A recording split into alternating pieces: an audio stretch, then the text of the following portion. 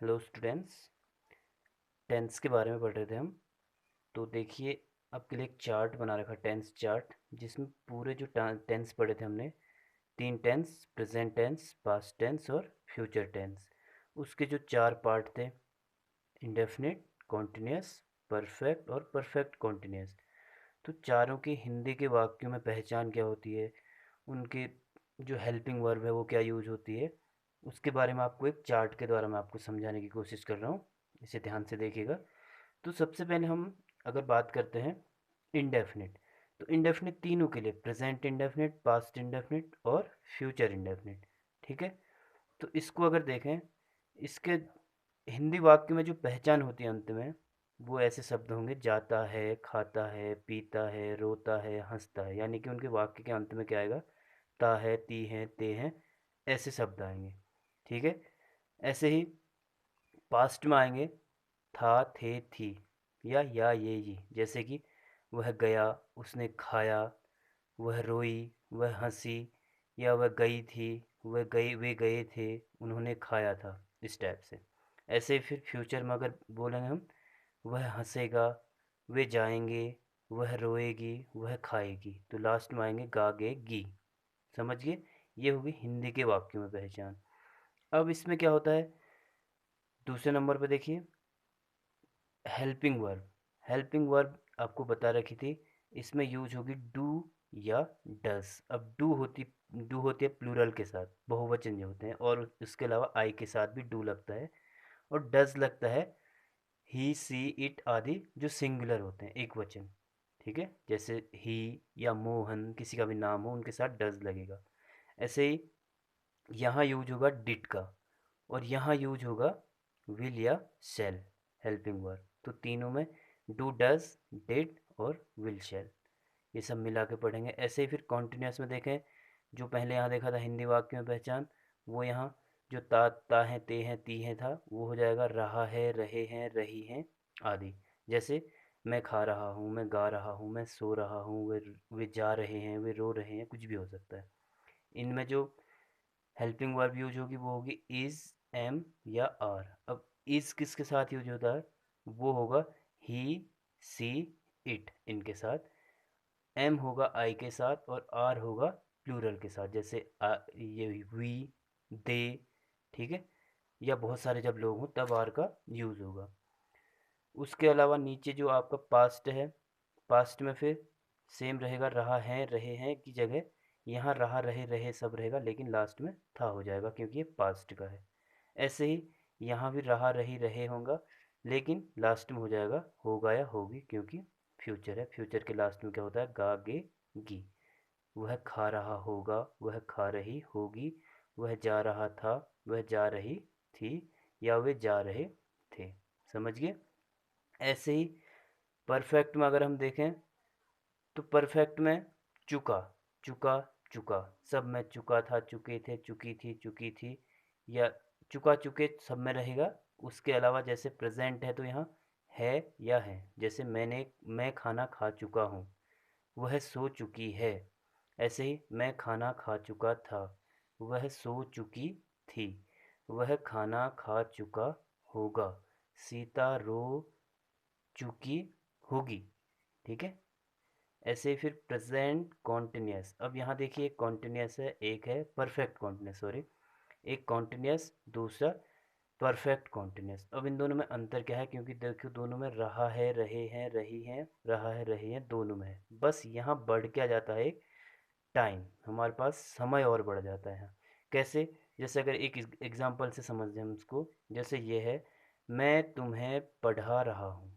ये क्या हो गया? पढ़ा रहा हूँ, कॉन्टिन्यूस में। अगर यही मैं बोलूँ कि मैं तुम्हें सुबह से पढ़ा रहा हूँ, तो ये हो जाएगा परफेक्ट, क्योंकि यहाँ टाइम जुड़ चुका है हमारे पास। या मैं तुम्हें 2 घंटे से पढ़ा रहा हूँ, या मैं तुम्हें 2 दिन से पढ़ा रहा हूँ, या 2 बजे से पढ़ा रहा हूँ। हमारे पास समय का एहसास हो रहा ना, तो वो हो जाएगा परफेक्ट में। अगर खाली मैं तुम्हें पढ़ा रहा हूँ तो ये होगा कॉन्टिन्यूस। ठीक हो गया। अब इसके बाद आगे देखो, जो मैंने आपको वर्ब बता रखा था पार्ट्स ऑफ स्पीच में, उसमें मैंने आपको वर्ब की फॉर्म बताई थी, वर्ब की first form, second form, third form और आईएनजी फॉर्म। अब देखिए, ये कॉन्टिन्यूस और परफेक्ट कॉन्टिन्यूस 1 2 3 4 5 6, इन 6 में रहेगी आपकी आईएनजी फॉर्म।